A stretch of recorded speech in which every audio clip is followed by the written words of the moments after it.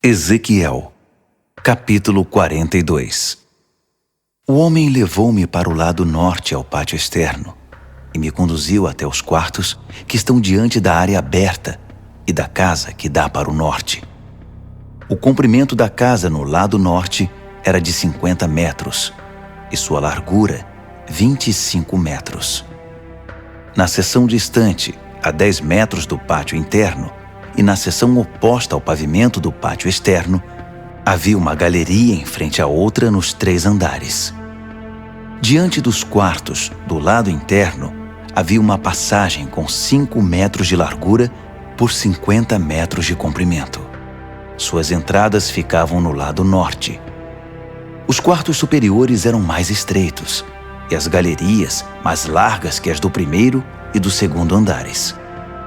Os quartos do terceiro andar não tinham colunas como as do pátio externo e eram menores que os quartos do primeiro e do segundo andares. Havia um muro externo paralelo aos quartos e ao pátio externo. Dava de frente para os quartos ao longo de 25 metros. A fileira de quartos que ficava de frente para o pátio externo tinha 25 metros de comprimento. A fileira mais próxima do santuário tinha 50 metros de comprimento. Os quartos do primeiro andar tinham sua entrada no lado leste, quando se vem do pátio externo. No lado sul, ao lado de todo o muro exterior do pátio e de frente para o pátio do templo, havia quartos com uma passagem em frente deles. Esses quartos eram iguais aos quartos do lado norte, mesmas saídas e dimensões, com a mesma entrada do lado leste conduzindo à passagem. As portas dos quartos eram iguais às do lado norte. A planta era uma figura espelhada do lado norte. Então, ele me disse: os quartos do lado norte e do lado sul, adjacentes à área aberta, são quartos sagrados, em que os sacerdotes que servem diante do Eterno comem as ofertas sagradas. Ali são guardadas as ofertas sagradas de cereal, ofertas de perdão e ofertas de reparação. Esses são quartos reservados, são lugar sagrado. Depois de entrar no santuário, os sacerdotes não podem mais voltar ao pátio externo e se misturar com o povo, se não trocarem as vestimentas sagradas que usam para ministrar por roupas comuns. Depois que terminou de medir o que estava no interior da área do templo, ele me conduziu para fora através da porta oriental e o mediu do lado de fora. Usando a vara de medir, mediu o lado leste, 250 metros. Ele mediu o lado norte, 250 metros. Ele mediu o lado sul, 250 metros. Por último, foi para o lado oeste e o mediu, 250 metros. Ele mediu o muro dos 4 lados. Cada lado media 250 metros. Os muros separavam o sagrado do comum. Ezequiel, capítulo 43. O homem levou-me para a porta oriental. A resplandecente glória do Deus de Israel vinha do leste, como o som de águas correntes, e a própria terra brilhava com aquela glória. Parecia muito com a ocasião em que ele tinha vindo para destruir a cidade, exatamente o que eu tinha visto no rio Quebar. E mais uma vez, caí com o rosto em terra. A resplandecente glória do Eterno entrou no templo pela porta oriental. O Espírito me pôs de pé e me levou para o pátio interno, e a resplandecente glória do Eterno encheu o templo. Então, ouvi alguém falando para mim de dentro do templo, enquanto o homem estava do meu lado.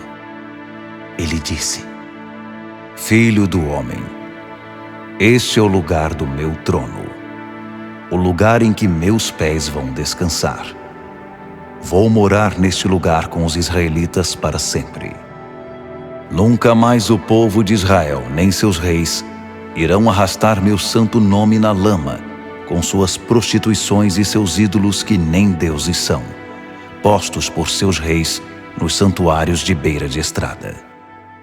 Quando eles construíram seu lugar de adoração, exatamente do lado do meu, apenas uma parede fina separando os dois, eles arrastaram meu santo nome na lama, com sua adoração obscena e perversa. É de admirar que eu ficasse irado e os destruísse? Então, que eles se livrem da sua prostituição e dos seus ídolos repugnantes trazidos pelos seus reis.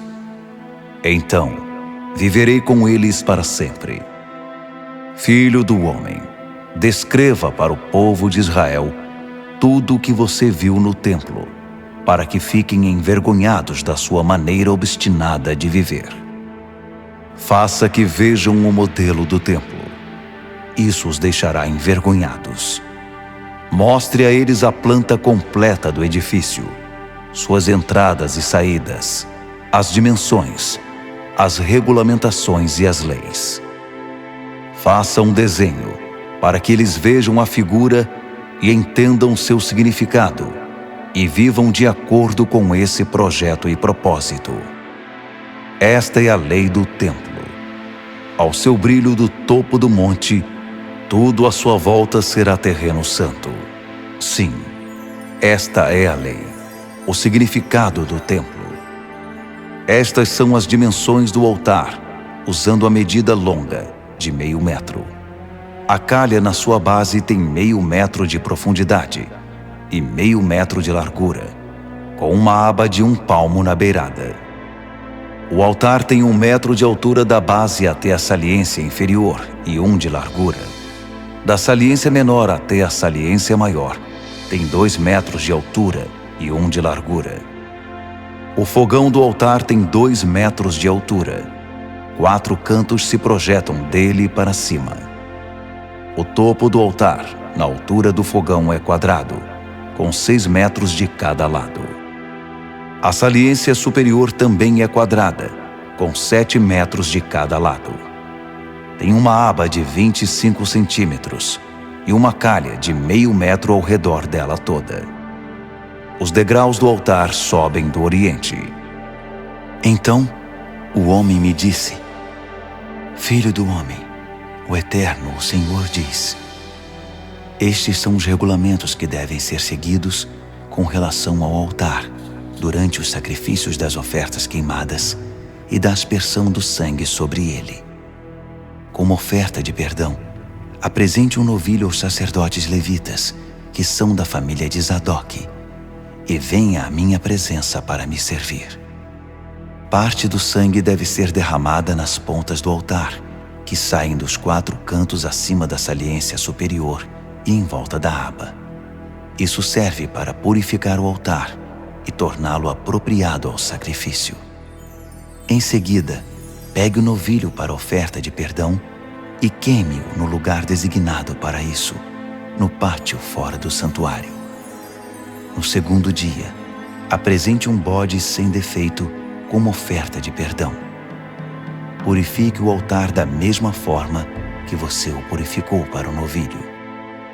Depois de tê-lo purificado, ofereça um novilho sem defeito e um carneiro, também sem defeito, tirados do rebanho. Apresente-os ao Eterno, coloque sal sobre eles e ofereça-os ao Eterno como oferta queimada. Durante 7 dias, apresente um bode como oferta diária de perdão e também um novilho e um cordeiro tirados do rebanho, todos sem defeito.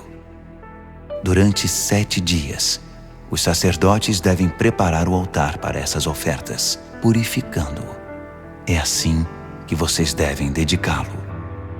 Depois desses 7 dias de dedicação, a partir do 8º dia, os sacerdotes devem apresentar as ofertas queimadas e as ofertas de paz.